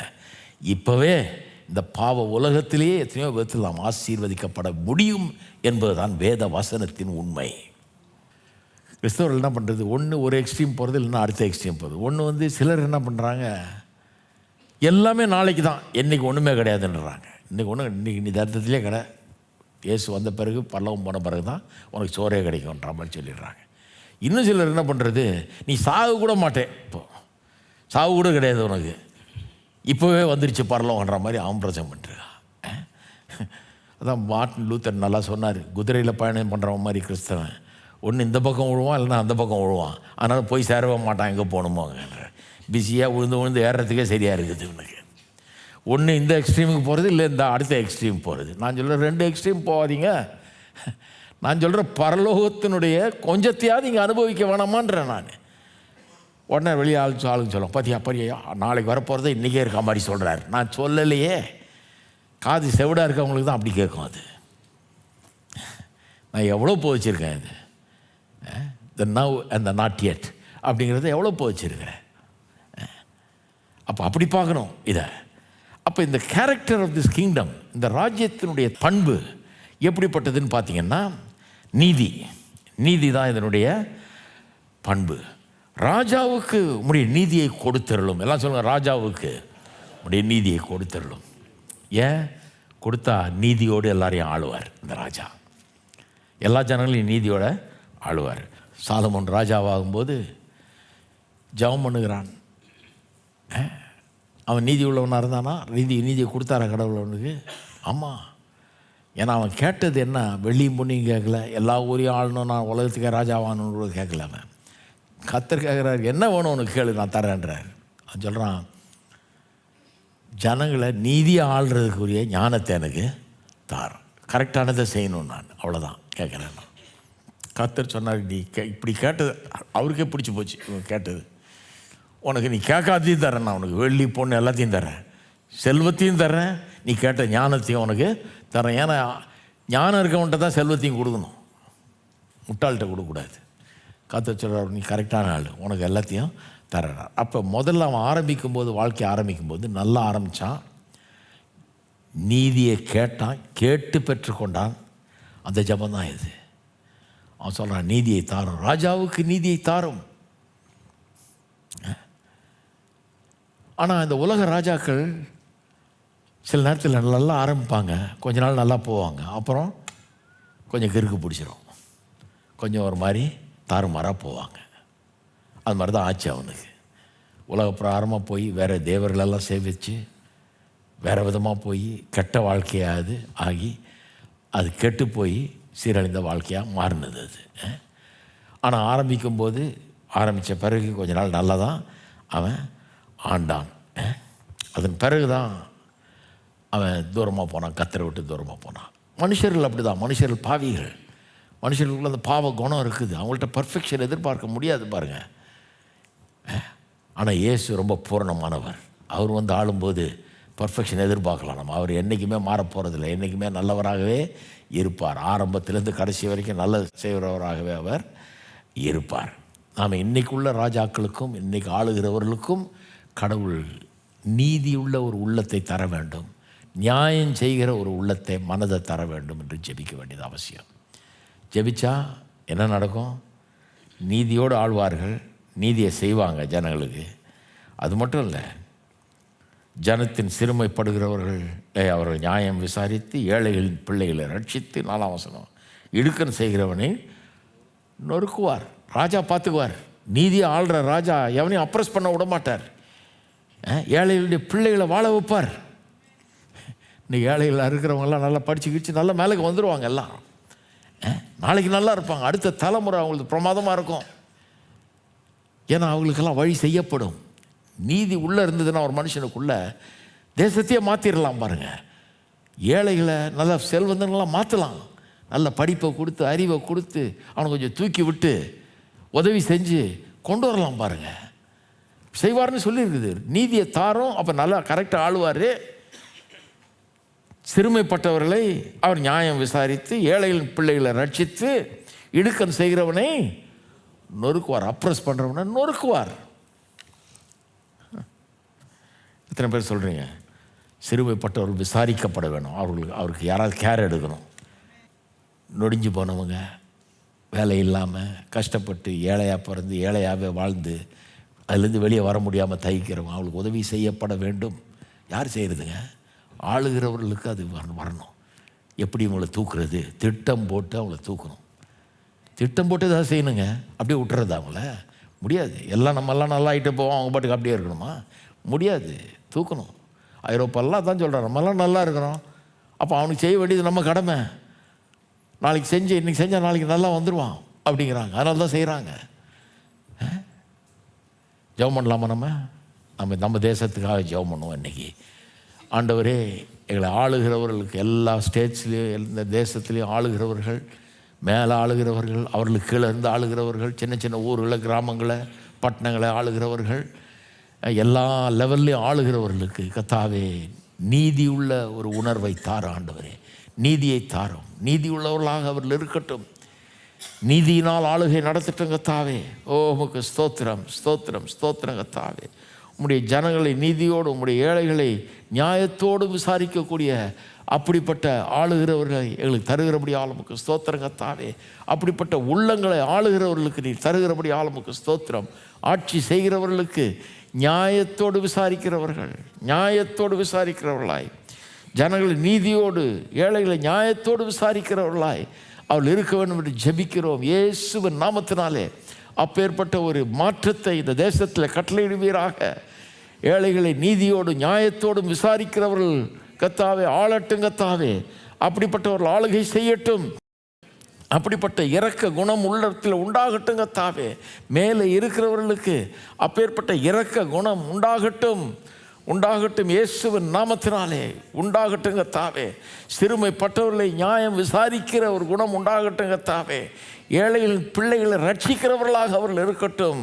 இடுக்கண் செய்கிறவர்களை நொறுக்குகிறவர்களாக, ஏழைகளை நொறுக்குகிறவர்களை, ஏழைகளை ஒடுக்குகிறவர்களை அப்புறப்படுத்துகிறவர்களாக, அவர்களை செயலற்று போக பண்ணுகிறவர்களாக கர்த்தாவே இவர்களை எழுப்புவீராக. ஆளுகிறவர்கள் அப்படிப்பட்டவர்களாக இருக்கட்டும். நீதியாக நியாயம் செய்கிறவர்களாக, நியாயத்தோடு விசாரிக்கிறவர்களாக, நீதியோடு ஆளுகிறவர்களாக இயேசுவின் நாமத்தில் இருக்கட்டும் என்றால் ஜெபிக்கிறோம். ஆளுகிறவர்களுக்கு கர்த்தாவே உம்முடைய நீதியை தந்தருளுங்க கர்த்தாவே. உம்முடைய குணம் இயேசுவே, உம்முடைய உள்ளத்தில் இருக்கிற அந்த இரக்கம், அந்த அன்பு, அந்த கிருபை அவர்களுக்கு உண்டாயிருக்கட்டும் கர்த்தாவே. அதில் கொஞ்சமாவது இவர்களுடைய உள்ளத்தில் இருந்தால் கர்த்தாவே பெரிய காரியங்கள் நடைபெறும். பெரிய மறுமலர்ச்சி ஏற்படும். பெரிய எதிர்காலம் ஏழைகளுக்கு உண்டாகும். பெரிய எதிர்காலம் ஒன்றுமில்லாதவர்களுக்கு உண்டாகும் இயேசுவின் நாமத்தினாலே. ஒன்றுமில்லாதவர்களே இருக்க மாட்டார்கள் என்கிற விதத்தில் ஒரு பெரிய மாற்றத்தை உண்டு பண்ண முடியும், ஏற்படுத்த முடியும். இந்த தேசத்தில் அப்படிப்பட்ட ஒரு மாற்றம் உண்டாக முடியும். இயேசுவின் நாமத்தில் அது உண்டாகட்டும். இயேசுவின் நாமத்தில் அப்படிப்பட்ட ஒரு மாற்றம் உண்டாகட்டும் கர்த்தாவே. குறிப்பாக இந்த சபைக்கு வருகிற ஜனங்களுக்காக ஜெபிக்கிறோம் கர்த்தாவே. இங்கே வருகிறவர்கள், வேலை இல்லாதவர்கள், கஷ்டப்படுகிறவர்கள், பொருளாதாரத்தில் நொடிந்து போயிருக்கிறவர்கள், கஷ்டப்பட்டு கொண்டிருக்கிறவர்கள், பல்வேறு கஷ்டங்களில் அவதிப்படுகிறவர்களுக்காக ஜெபிக்கிறோம் இயேசுவின் நாமத்தினாலே. இந்த வசனத்தை கேட்கும்போது உள்ளத்தில் விசுவாசம் உண்டாகட்டும், நம்பிக்கை உண்டாகட்டும், ஒரு ஒளிமயமான ஒரு ஆசீர்வாதமான வாழ்க்கை அவர்களுக்கு உண்டாகட்டும் கர்த்தாவே. வாசல்கள் திறக்கப்படட்டும், வேலை வாய்ப்புகள் உண்டாகட்டும், அவர்களுக்கு உதவி கரங்கள் நீட்டப்படட்டும் கர்த்தாவே இயேசுவின் நாமத்தினாலே. உமக்கு ஸ்தோத்திரம், ஸ்தோத்திரம், ஸ்தோத்திரம். எங்கள் ஊரில் இருக்கிற மக்களுக்காக ஜெபிக்கிறோம். இந்த சென்னை பட்டணத்தில் வாழுகிற மக்கள் கர்த்தாவே, பல்வேறு தேவைகள் மத்தியில், பல்வேறு பிரச்சனைகள் மத்தியில், ஏழ்மைத்தனத்தில், குப்பை மேடுகளில், இப்படிப்பட்ட ஏழ்மைத்தனத்தில், தரித்திரத்தில் வாழுகிற மக்களுக்காக ஜெபிக்கிறோம் கர்த்தாவே. அப்படிப்பட்டவர்கள், அவருடைய பிள்ளைகள், அவர்களுக்கெல்லாம் ஒரு நல்ல எதிர்காலம் உண்டாகும்படியாக, அப்பேற்பட்ட ஒரு பெரிய மாறுதலை நாங்கள் காணும்படியாக, எங்கள் நாட்களில் அதை காணும்படியாக கிருபை செய்வீராக இயேசுவின் நாமத்தினாலே. இயேசுவின் நாமத்திலே ஆளுகிறவர்களுடைய உள்ளங்களிலே அப்படிப்பட்ட ஒரு எண்ணம் உண்டாகட்டும், தரிசனம் உண்டாகட்டும். அப்படிப்பட்ட ஒரு முயற்சி இயேசுவின் நாமத்திலே அவர்கள் மூலமாக உண்டாகட்டும் கர்த்தாவே. ஒரு பெரிய ஆவல், இதை பார்க்க வேண்டும், இதை செய்ய வேண்டும், இதை நடத்தி காட்ட வேண்டும் என்கிற ஒரு முனைப்பு உள்ளங்களில் அவர்களுக்கு உண்டாகட்டும். உம்முடைய இருதயத்தை நீர் தருவீராக. உம்மை போன்ற ஒரு இருதயத்தை, இரக்கமுள்ள ஒரு இருதயத்தை, நியாயம் செய்கிற ஒரு இருதயத்தை, நீதி உள்ள விதத்தில் ஜனங்களுடைய தேவைகளை விசாரித்து நடத்துகிறவருடைய உள்ளத்தை தருவீராக. ஆசீர்வதிப்பீராக. ஸ்தோத்திரங்கத்தாவே, ஸ்தோத்திரங்கத்தாவே. தொடர்ந்து ஜெபிக்கணும் பாருங்கள் அவங்களுக்காக. சாலமோன் ஆண்டான், நல்லதான் ஆண்டான். அப்புறம் கொஞ்ச நாள் பொறுத்து பிரச்சனை ஆயிடுச்சு. ஜனங்களை எக்கச்சக்கமாக வரியை போட்டு இவன் பண்ணுற இதுக்கெல்லாம் செலவுக்கெல்லாம் வேணும்னு சொல்லி நிறைய வரியை போட்டு ஜனங்களை வறுத்து நான் சரித்திரம் சொல்லுகிறது. முதல்ல கடவுளுடைய ஞானத்தை கேட்டு பெற்று அதன் மூலம் ஆண்டவன் பின்னால் கெட்டு போனான். அதனால் தொடர்ந்து நாம் ஜெபிக்க வேணும். சிலருக்குள்ள கர்த்தருடைய இருதயம் வந்துருச்சுன்னா, கர்த்தருடைய இரக்க குணம் உள்ளே வந்துருச்சுன்னா, நன்மை செய்யணுன்ற ஒரு குணம் வந்துருச்சுன்னா, அந்த ஒரு ஆர்வம் உள்ள உண்டாயிடுச்சுன்னா, இருதயம் மாறிச்சுன்னா, அவருடைய நீதி இவர்களுக்கு கொடுக்கப்பட்டா கொஞ்சமாவது பெரிய மாற்றம் உண்டாகும். பண்ணியிருக்காங்க. அந்த மாதிரி உலகத்தில் பல இடங்களில் நடந்துருக்கு பாருங்கள். அந்த மாதிரி உண்டாயிருக்குது. நம்ம நாட்டிலே நடக்கும் நான் நம்புகிறேன், விசுவாசிக்கிறேன், அதுக்காக ஜெபிக்கிறேன். ஆமென். சரி, ரெண்டாவது, எவ்வளோ காலம் அந்த ஆட்சி இருக்கும்? முதல்ல அந்த கேரக்டர் ஆஃப் த கிங்டம். ரெண்டாவது டியூரேஷன், எவ்வளோ நாட்கள் இருக்கும் அந்த கிங்டம். 5-7 வரைக்கும் பாருங்கள். சூரியனும் சந்திரனும் உள்ள மட்டும் அவர்கள் உமக்கு தலைமுறை தலைமுறையாக பயந்திருப்பார்கள். புல்லர் புண்ட வெளியின் மேல் பெய்யும் மழையைப் போலவும் பூமியை நனைக்கும் தூறலைப் போலவும் இறங்குவார். அவருடைய நாட்களில் நீதிமான் செழிப்பான். சந்திரன் உள்ள வரைக்கும் மிகுந்த சமாதானம் இருக்கும். நித்தியமாக ஆளுவாராம், என்றென்றைக்கும் ஆளுவாராம். இதனால்தான் இது சாலமோனை பற்றியும் இல்லை, தாவீதை பற்றியும் இல்லை, யாரை பற்றியும் இல்லை, உலகத்தில் இருக்க எந்த ராஜாவை பற்றியும் இல்லை. இது அவர் சூரியன் சந்திரன் உள்ள மட்டும் தலைமுறை தலைமுறையாக ஆளக்கூடியவர் இவர். இயேசுடைய ராஜ்யத்தை பற்றி சொல்லியிருக்குது. தாவீது 40 ஆண்டுகள் ஆண்டான், கடைசியில் செத்து போனான். இத்தனை ஆண்டுகள் ஆண்டாலும் கடைசியில் செத்து தான் போகிறாங்க. ஏன்னா மனுஷர்கள் தானே. ரொம்ப நீண்ட ஆட்சி, கடைசியில் சாவு. சாலமோன் 40 ஆண்டுகள் ஆண்டான், செத்து போனான். இப்படி எல்லா ராஜாக்களும் எல்லா ஊர்கள்லேயும் ஆளுகிறவர்கள் இருக்கிறார்கள், பிறகு மறைகிறார்கள். சில நேரத்தில் நல்லா ஆளுகிறார்கள், சில நேரத்தில் நல்லா ஆளுறதில்லை, ரொம்ப நாள் ஆளுகிறார்கள். கடைசியில் இந்த வாழ்க்கை முடிகிறது. யாருமே என்றென்றைக்கு இருக்கிறது கிடையாது. கிங் ஃபார் எவர்னுலாம் சொல்ல முடியாது. இவர் என்னென்றைக்கும் ஆளுவார்னுலாம் யாரையும் சொல்ல முடியாது பாருங்கள், சொல்லவே முடியாது. ஆனால் இயேசு கிறிஸ்து அப்படி இல்லை. இயேசு கிறிஸ்து என்றென்றைக்கும் ஆளுகிறவர். அவருடைய ராஜ்யம் என்றென்றைக்கும் உள்ளது. நமக்குள்ள அவர் ஆண்டு கொண்டிருக்கிறார். இன்றைக்கு அவர் எல்லா ராஜாக்களுக்கும் மேலான ஒரு ராஜாவாக இருக்கிறார். இன்றைக்கே நான் சொல்லுவேன், அவர் தான் ராஜாதி ராஜா. ஏன்னா சீனாலெல்லாம் பாருங்கள், காஸ்பிளில் பிரசங்கம் பண்ண முடியாது. ஆனால் இந்த ராஜாதி ராஜா உள்ளே பூந்து நிறைய பேரை தன்னிடத்தில் கொண்டு வந்துட்டார். இவர் உள்ளே பூந்து வேலை செய்கிறார். இவர் அங்கே இருக்கிற ஆட்கள்லாம் யாரும் தடுத்து நிறுத்த முடியாது. உலகத்திலே மிக வேகமாக வளர்கிற சபை சைனாவில் இருக்குன்றாங்க. எவ்வளோ பேர் இயேசுவை ஏற்றுக்கொள்கிறார்கள், ஆண்டவர்கிட்ட வர்றாங்க. ஏன்னா இவர் எல்லா ஆளுகிறவர்களை காட்டிலும் பெரியவர். அவர் ராஜாதி ராஜா.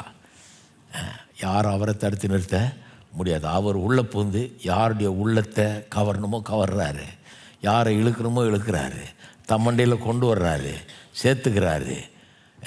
அவர்கள் ஏராளமாக இவரை பின்பற்றுகிறார்கள். யாரும் அதை தடுத்து நிறுத்த முடியாது. அப்பேற்பட்ட ராஜாவாக இருக்கிறார். சார்ல்ஸ் ஸ்பர்ஜன் பெரிய ப்ரீச்சர் இல்லையா, சங்கீதத்தை பற்றி எழுதுகிறார் நிறையா. அருமையான ட்ரெஷரி ஆஃப் டேவிட் இதில் எழுதுகிறார் பாருங்கள். அவர் சொல்கிறாரு, we see on the shore of time the wrecks of Caesar, the relics of the Mughals, the last remnants of Ottomans, Charlemagne, Maximilian and Napoleon, how they move swiftly like shadows before us. They were and are not, but Jesus forever is. என்ன மாதிரி சொல்கிறாரு பாருங்கள். அவர் சொல்கிறாரு, சரித்திரத்தில் நாம் பார்க்கிறோம் எத்தனை சீசர்கள் போயிருக்கிறாங்க, செத்துருக்கிறாங்க. எத்தனை மோகல்ஸ் போயிருக்கிறாங்க. எத்தனை ஆட்டோமன் எம்பையரை சேர்ந்தவங்க போயிருக்கிறாங்க. ஷார்லமேன் என்கிற ஆளுகிறவன் போயிருக்காங்க. மேக்ஸ்மில்லியன் போயிருக்காங்க. நெப்போலியன் போன்றவர்கள்லாம் உலகத்தையே கைப்பற்றி ஆள வேணும்னு முயற்சி எடுத்து பண்ணி பலவான்களாக திகழ்ந்தார்கள். போயிட்டாங்க அவங்கெல்லாம். எவ்வளவு சும்மா ஒரு நிழல் கடந்து போகிற மாதிரி இப்படி இருக்கிறாங்க. அடுத்த நாள் ஆளே காணும், எங்கே இருந்தாங்கன்னே தெரியல, அந்த மாதிரி ஆயிடுச்சு. ஆனால் இயேசு என்றென்றைக்கும் இருக்கிறார் அப்படிங்கிறார். எவ்வளோ பெரிய உண்மை பாருங்கள். அது ரொம்ப சர்வசாரமாக சொல்லிட்டார் இவர். அவ்வளோ பெரிய உண்மை அது. இதை படிச்சுட்டு இதை சொல்கிறார் அவர். இவர் என்றென்றைக்கும் இருக்கிறவர். இவருடைய ஆட்சியில் இவர் ஆண்டார்னா என்னென்னைக்கும் இருக்கிறார்னா இன்றைக்கி கூட ஆள்றார். அதனால தான் சொன்னேன், நம்ம அவர் வர வரைக்கும் வெயிட் பண்ண வேண்டியதில்லை. நம்முடைய உள்ளத்தில் ஆள்றார். அவரை பற்றி பிரசங்கமே பண்ணக்கூடாதுன்னு சொல்கிற தேசங்களில் கூட உள்ளே போய் ஆளுகளை அவர் இழுத்துட்டு வந்துடுறார், தன் பக்கம் இழுக்கிறார். அப்போ ஆள்றார், அவர் ஆளுகிறார் இல்லையா? என்றென்றைக்கும் ஆளுகிறவர். இன்றைக்கி ஆளுகிறார், நாளைக்கு ஆளுவார், பூமியே ஆளப்போகிறார் அவர். அவர் ஆளும்போது அவருடைய ஆளுகைக்கு உட்பட்டவர்களுக்கு என்ன நடக்குன்னு சொல்லியிருக்கு பாருங்கள். 3-4 வசனத்தை பாருங்கள். பர்வதங்கள் ஜனத்துக்கு சமாதானத்தை தரும், மேடுகள் நீதியின் விளைவோடு இருக்கும். அதாவது பர்வதங்களில் மலைகள்லாம் அதனுடைய ரிசல்ட்டை பார்க்கலாமா, விளைச்சல் அதெல்லாம் பிரமாதமாக இருக்குமா. ஜனத்தில் சிறுமைப்படுகிறவர்களே அவர் நியாயம் விசாரித்து ஏழையின் பிள்ளைகளை ரட்சித்து இடுக்கன் செய்கிறவனே நொறுக்குவார்.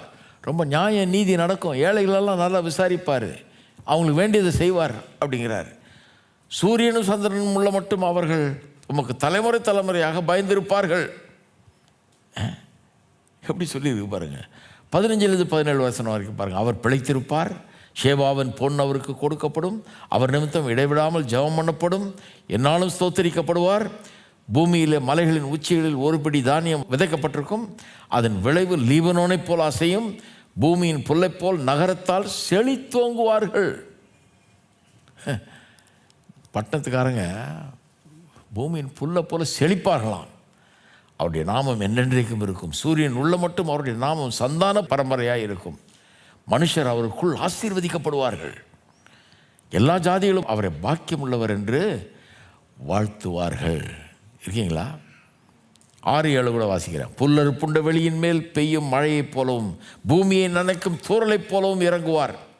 அவருடைய நாட்களில் நீதிமான் செழிப்பான், சந்திரன் உள்ள வரைக்கும் மிகுந்த சமாதானம் இருக்கும். எப்படியெல்லாம் சொல்லியிருக்கு பாருங்கள். புல்லர் புண்ட வெளியின் மேல் பெய்யும் மழையை போல் இருக்குமா, பூமியை நினைக்கும் தூறலை போல இறங்குவாராம் அவர். ஓஹோன்னு இருக்கும், எல்லாம் செழிப்பாக இருக்கும்ன்றார். அப்போ உங்கள் உள்ளத்தை ஆண்டவர் ஆண்டால், அவருடைய வார்த்தையின்படி நீங்கள் வாழும்போது உங்கள் உள்ளத்தை அவர் ஆண்டுகிட்டு இருக்கிறாருன்னா, அவர் உங்கள் ஆண்டவராக இருக்கிறாருன்னா, ராஜாவாக இருக்கிறாருன்னா, அந்த ராஜ்யத்தின் பலன் உங்களுடைய வாழ்க்கையில் பல விதங்களில் அது வெளிப்படும். தேவ ஆசீர்வாதத்தை பல விதத்தில் நீங்கள் காணலாம். இன்றைக்கே காணலாம். இன்றைக்கெல்லாம் பர்ஃபெக்டாக இருக்குன்னு நான் சொல்லலை, ஆனால் இன்றைக்கே பல விதங்களில் அதை காண்பீர்கள். நம்ம ஒன்றும் தங்க வீதியில் நடந்துக்கிட்டு இல்லை, பேர்லி கேட்ஸ் ஒன்றும் இல்லை நம்ம பட்டணங்களுக்கு. ஆனால் நல்ல ஒரு ஆசீர்வாதமான ஒரு வாழ்க்கை இன்றைக்கே அந்த பரலோகத்தின் ஒரு சின்ன சாயலை இன்றைக்கே நம்ம அனுபவிக்கிறோம். ஒன்றும் இல்லை, இதை ஒரு 1 கோடி மடங்கு பெருக்குனீங்கன்னா அதுதான் பரலோகம். எத்தனை பேர் சொல்கிறீங்க பரலோகம் இன்றைக்கே என் வாழ்க்கையில் நான் கொஞ்சம் அனுபவித்து பார்க்கணுன்னு? உங்கள் குடும்பம் பரலோகம் மாதிரி இருக்கணும், உங்கள் சபை பரலோகம் மாதிரி இருக்கணும், உங்கள் உள்ளம் பரலோகம் மாதிரி இருக்கணும், அந்த பரலோக சந்தோஷம் இருக்கணும். இதெல்லாம் அனுபவிக்கணும். உங்களுடைய பொருளாதார வாழ்க்கையில் கூட அந்த பரலோகத்தின் சாயல் கொஞ்சம் இருக்கத்தான் செய்ய வேண்டும். இது இல்லைன்னு சொல்கிறவங்கள நம்பாதீங்க, ஏன்னா அது கெட்டு போய்டும் வாழ்க்கை. அவங்கள மாதிரி ஆகிடுவீங்க நீங்கள். அந்த ஆளுகள்லாம் பாருங்கள் எப்படி இருக்கிறாங்கன்னு, அந்த மாதிரி ஆகிடுவீங்க. கண்டிப்பாக இருக்கும். கர்த்தர் உங்களை ஆசீர்வதிப்பார், உயர்த்துவார், வாசலை திறப்பார், காரியங்களை வாய்க்க பண்ணுவார். நம்புங்க கர்த்தரை விசுவாசிங்க. இன்றைக்கி ஒருவேளை ஒன்றும் இல்லைன்னு இருக்கலாம், ஆனால் அவர் ஏழை எளியவர்களுக்கு நியாயம் செய்கிறவர். அவர் உங்கள் ராஜா. அவர்கிட்ட போங்க, அவர் நியாயம் செய்வார், விசாரிப்பார், அவர் உங்களை நடத்துவார், உங்களுக்கு இதுவரை இல்லாத ஞானத்தை தருவார், உங்களை உயர்த்துறதுக்கு என்னெல்லாம் பண்ணுமோ அவர் தருவார், ஐடியாவை கொடுப்பார், அவர் உங்களுக்கு செய்வார். வருங்காலம் உங்களுக்கு நல்லா இருக்கும். எத்தனை பேர் நம்புறீங்க? நம்ம எல்லோரும் ஜெபம் பண்ணுவோம். இந்த என்றென்றைக்கும் ஆளுகிறவருடைய ஆட்சி நம்முடைய வாழ்க்கையில் ஒரு பெரிய வித்தியாசத்தை உண்டு பண்ணட்டும். நம்முடைய சமுதாயத்தில் ஒரு பெரிய வித்தியாசத்தை உண்டு பண்ணட்டும். பரலோக பிதாவே, துதிக்கிறோம், ஸ்தோத்தரிக்கிறோம். என்றென்றைக்கு ஆளுகிற தேவனே, இன்றைக்கே எங்களுக்குள்ளே நீர் ஆளுகை செய்கிறபடி ஆள்முக ஸ்தோத்திரம். இந்த தேசத்தில் வாழுகிற எங்களை நீர் உம்மண்டையில் எடுத்திருக்கிறீர், எங்களுடைய உள்ளத்தை கவர்ந்திருக்கிறீர். நீர் எங்களுடைய ராஜாவாக இருக்கிறீர். நாங்கள் உங்களுடைய ராஜ்யத்தில் இருக்கிறோம், ராஜ்யத்தின் பிள்ளைகள். ராஜ்யத்தின் வார்த்தை எங்களுக்கு கொடுக்கப்பட்டிருக்கிறது. ராஜ்யத்தின் வல்லமை எங்களுக்கு எல்லாவற்றையும் தருகிறது. தேவனுடைய ராஜ்யத்தை தேடுங்கள், முதலாவது அவருடைய ராஜ்யத்தையும் அவருடைய நீதியும் தேடுங்கள், எல்லாம் உங்களுக்கு கூட கொடுக்கப்படும் என்று சொன்னீரே. ஓ உமக்கு ஸ்தோத்திரம் கர்த்தாவே, உம்முடைய ராஜ்யத்துக்காக ஸ்தோத்திரம், உம்முடைய ஆளுகைக்காக உமக்கு ஸ்தோத்திரம். நீரே எங்களுடைய ராஜாவாக இருக்கிறீர். உம்மிடத்தில் பஞ்சம் இல்லை, பசி இல்லை, பட்னி இல்லை, உம்மிடத்தில் எந்த குறையும் இல்லை கர்த்தாவே. வெற்றிகரமான உம்முடைய ராஜா நீர், வெற்றிகரமான அற்புதமான ராஜாவாய், தேவைகளெல்லாம் சந்திக்கக்கூடியவராய், போதுமானதுக்கு அதிகமான விதத்தில் எல்லாவற்றையும் செய்யக்கூடியவராக இருக்கிறபடியால் உமக்கு ஸ்தோத்திரம். எங்களுடைய வாழ்க்கையை அந்த விதத்தில் நீ நடத்துகிறபடியால் உமக்கு ஸ்தோத்திரம். சேஷமாக இங்கே வந்து வசனத்தை கேட்குற மக்களுக்காக ஜெபிக்கிறோம் கர்த்தாவே. இந்த காரியங்கள் ஆழமாய் உள்ளத்தில் இறங்கட்டும், வித்தியாசத்தை உண்டு பண்ணட்டும் இயேசுவின் நாமத்திலே. தரித்திரம் என்கிற அந்த அடிமைத்தனத்தின் சங்கிலி முறியட்டும் இயேசுவின் நாமத்தினாலே. ஜனங்கள் அதிலிருந்து வெளியே வரட்டும், அந்த தரித்திர சங்கிலி முறியடிக்கப்படட்டும் கர்த்தாவே. ஓ புதிய வாசல்கள் திறக்கப்படட்டும், அற்புதமான காரியங்கள் அவருடைய வாழ்க்கையில் நிறைவேறட்டும் கர்த்தாவே. இவருடைய பிள்ளைகள் சந்ததிகள் நன்றாக படித்து மேலே வரட்டும் இயேசுவின் நாமத்தினாலே. அவர்கள் எண்ணி பார்க்க முடியாத அளவுக்கு ஒரு பெரிய உயர்வை, ஆசீர்வாதத்தை உம்முடைய நாம மகிமைக்காக நீர் கட்டளையிடுகிறபடியால் உமக்கு ஸ்தோத்திரம் கர்த்தாவே. ஓ உமக்கு ஸ்தோத்திரம் ஸ்தோத்திரம் ஸ்தோத்திரம். கற்பனை கூட எட்டாத அளவுக்கு அவர்கள் ஆசீர்வதிக்கிறபடியால் உமக்கு ஸ்தோத்திரம். பரலோக வாழ்வை இந்த பூமியிலே கொஞ்சமாவது அனுபவிக்க எங்களுக்கு அந்த பாக்கியத்தை நீர் தருகிறபடியால் உமக்கு ஸ்தோத்திரம். மெய்யாகவே பரலோகம் மூலமாய் எங்களுக்குள்ளே, எங்கள் உள்ளத்துக்குள்ளே இறங்கி வந்திருக்கிறது என்பதை நாங்கள் விசுவாசிக்கிறோம்.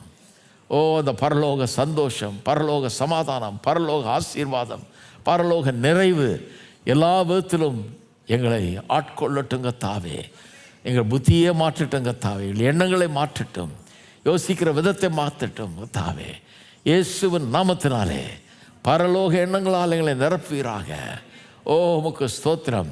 இந்த உயர்ந்த எண்ணங்களால் நிரப்புவீராக, உயர்ந்த எண்ணங்களால் நிரப்புவீராக, உயர்வான லட்சியங்களால் நிரப்புவீராக, நோக்கங்களால் நிரப்புவீராக, ஜனங்களை ஆசீர்வதிப்பீராக. எங்கள் தேசத்தை ஆசீர்வதியும், எங்கள் ஊரை ஆசீர்வதியும், இந்த பட்டணத்தை ஆசீர்வதியும். ஓ உமக்கு ஸ்தோத்திரம். பொருளாதாரத்தை ஆசீர்வதியுங்க தாவே. இந்த பட்டணத்தின் பொருளாதாரத்துக்காக ஜெபிக்கிறோம், இந்த தேசத்தின் பொருளாதாரத்துக்காக ஜெபிக்கிறோம். தேசம் உயரட்டும், சுவிசேஷத்தினுடைய தாக்கம் எல்லா விதத்திலும் தெரியட்டும் கர்த்தாவே. ஓ இயேசுவை குறித்த நற்செய்தி உள்ளங்களை கர்த்தாவே களிப்படைய செய்யட்டும், தலை நிமிர செய்யட்டும் கர்த்தாவே. ஓ புழுதியிலிருந்து தூக்குகிறவர், குப்பையிலிருந்து உயர்த்துகிறவர் எங்களுடைய அற்புதமான தேவன் நீர் என்பதை நாங்கள் விசுவாசிக்கிறோம். செய்கிறபடியால் உமக்கு ஸ்தோத்திரம். அநேகர் அப்படிப்பட்ட ஒரு பரலோக வாழ்வை பூமியில் அனுபவிக்கிறபடியால் உமக்கு ஸ்தோத்திரம். ஸ்தோத்திரம் கர்த்தாவே. இது செய்கிறபடியால் உமக்கு ஸ்தோத்திரம். அப்படி ராஜ்யத்தின் வசனம் அப்படிப்பட்ட வாழ்க்கைக்குள்ளவர்கள் நடத்தட்டும் கர்த்தாவே. உள்ளத்தில் விசுவாசம் உண்டாகட்டும், பெருக்கம் உண்டாகட்டும், வாழ்க்கையில் உயர்வு உண்டாகட்டும், ஆசீர்வாதம் உண்டாகட்டும். ஸ்தோத்திரம் ஸ்தோத்திரம் ஸ்தோத்திரம். எல்லா எங்களுடைய மனதின் எல்லைகளை தாண்டி கற்பனை கெட்டாத அளவுக்கு ஒரு பெரிய உயர்வும் ஆசீர்வாதம் இயேசுவின் நாமத்தில் ஒவ்வொருவருக்கும் உண்டாகட்டும். ஆசீர்வதிப்பீராக, காத்துக்கொள்வீராக. இயேசுவின் நாமத்திலே ஜெபிக்கிறோம். ஆமென். அடுத்த வாரம் தொடருவோம். இதை முடிக்கல, அடுத்த வாரம் மீதியை தொடருவோம். கர்த்தர் உங்களை ஆசீர்வதிப்பார்.